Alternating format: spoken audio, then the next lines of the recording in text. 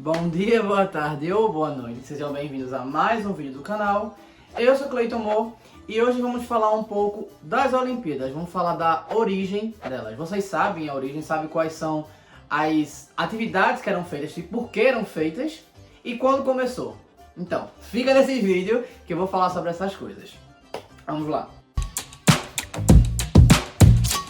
Bem, primeiramente, lá bem antigamente, agora bem antigamente com força, antes de Cristo mesmo, os gregos ocupavam várias regiões separadamente, como cidades-estados, e eles viviam brigando.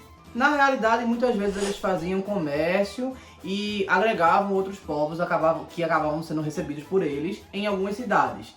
Eles se intitulavam o mesmo povo, entre aspas, né? Falavam a mesma língua, mas eles viviam brigando como se cada cidade fosse um país diferente, tá? Como imaginar que várias cidades fossem uma espécie de impériozinho, não que algumas eram...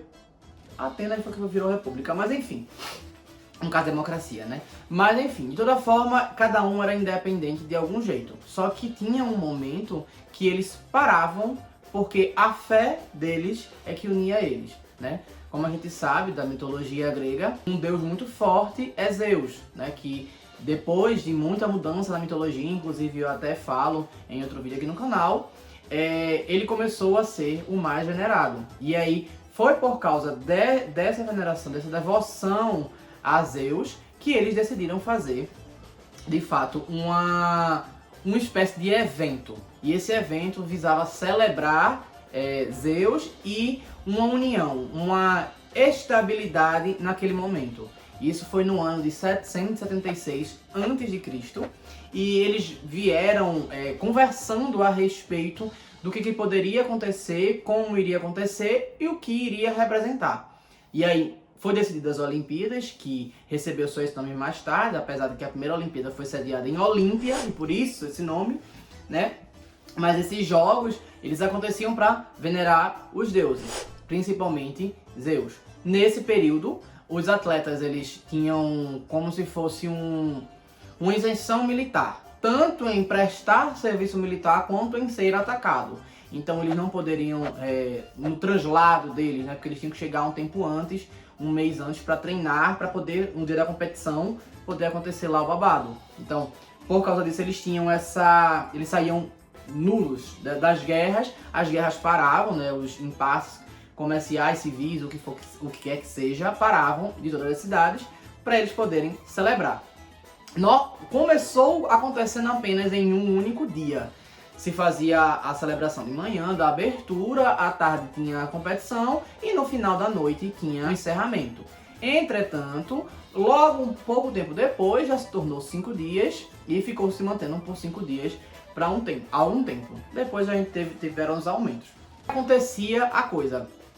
Bem, existe uma lenda que fala que Heracles, ou Hércules, ele plantou uma oliveira em celebração a Zeus lá em Olímpia, e aí dessa planta que eles tiravam para fazer a coroa de louros para dar de presente aos vencedores. Essa parte, né, mitológica que fala. Mas como é que se iniciava tudo? Bem, se iniciava com a ação da pira olímpica, né, da tocha. E por que a tocha? Bem, tem uma deusa chamada Hestia, que ela é a deusa da chama do lar. E por que isso? Porque os gregos eles acreditavam que a chama era uma forma das divindades lembrarem de você e poder abençoar o seu lar. Representava basicamente paz e harmonia. Então, como a luz da lareira, como a luz do fogo, ele estava enchendo aquele lugar de paz e harmonia. Acho bem filosófico. E aí, por isso, iniciava dessa forma. Querendo dizer, olha deuses, aqui ó, vem cá, vem ver isso aqui rapidinho. E haviam as competições. As competições, eles atribuíam também aos deuses, dizendo que aqueles que fossem abençoados com a sorte pelos deuses de ganhar, ganharia.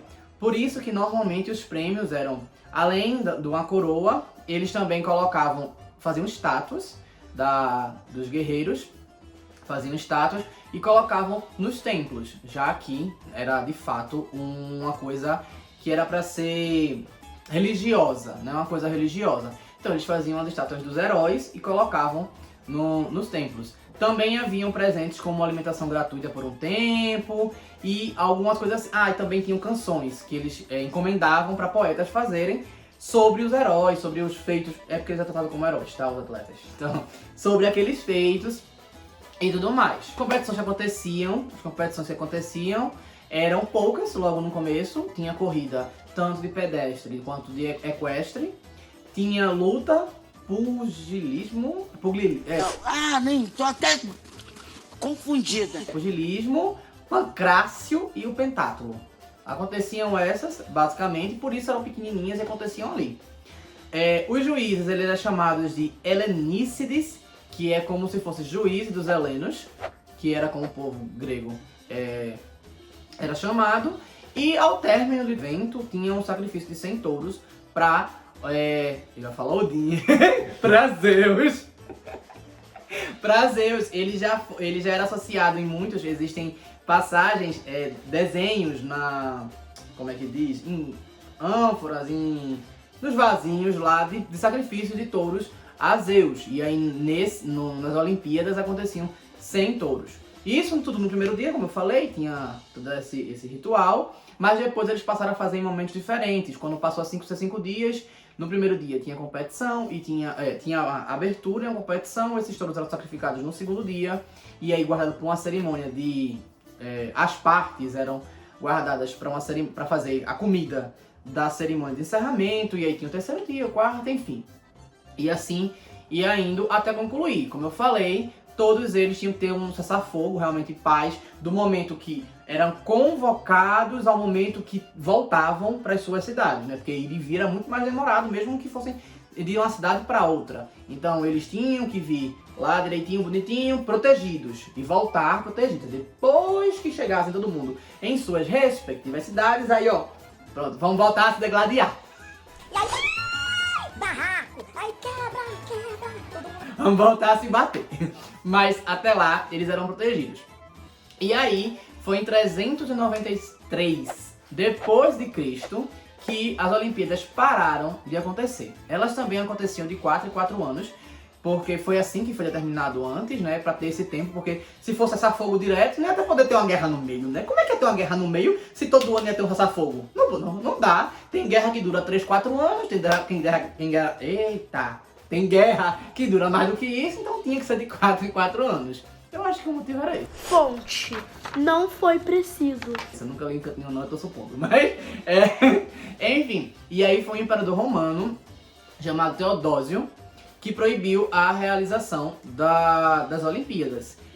Eu acho meio estranho porque Roma tinha conquistado boa parte da coisa e Roma cresceu porque eles jogavam a cidade, né, ou faziam aliança com outra cidade para poder ter mais gente para a sua cidade. Depois que subjugavam, pegavam as pessoas daquela cidade e incorporavam no seu exército, né? Não consideravam cidadão romano, porque isso virou um prêmio, uma moeda de troca, alguma coisa assim, mas botavam uma possibilidade para você fazer. E aí, justamente naquilo que você vai incentivar a igualdade, sabe?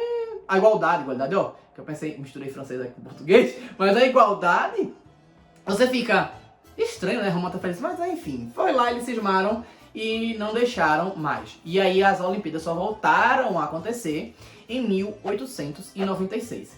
Mas um cara chamado Pierre de Freude, francês, ele conhecido como Barão de Coubertin, ele em 1892 ele sugeriu que fossem retomadas as Olimpíadas.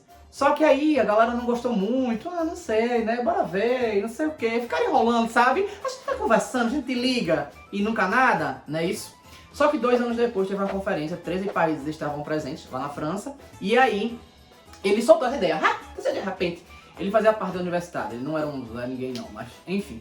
Aí ele soltou lá, de repente, ali a ideia, e a Grécia fez, nossa, faz sentido, realmente, vamos voltar com isso? Vamos voltar, e aí a Grécia deixou que Atenas fosse o primeiro lugar dos novos Jogos Olímpicos, né, da era moderna, das Olimpíadas modernas. E aí, em 1896, aconteceram as primeiras Olimpíadas modernas. Aconteceram lá, já tiveram alguns esportes a mais, né, que na época já tinham adicionado mais, né, antes de ter parado, eles já tinham adicionado, depois voltou e adicionaram mais.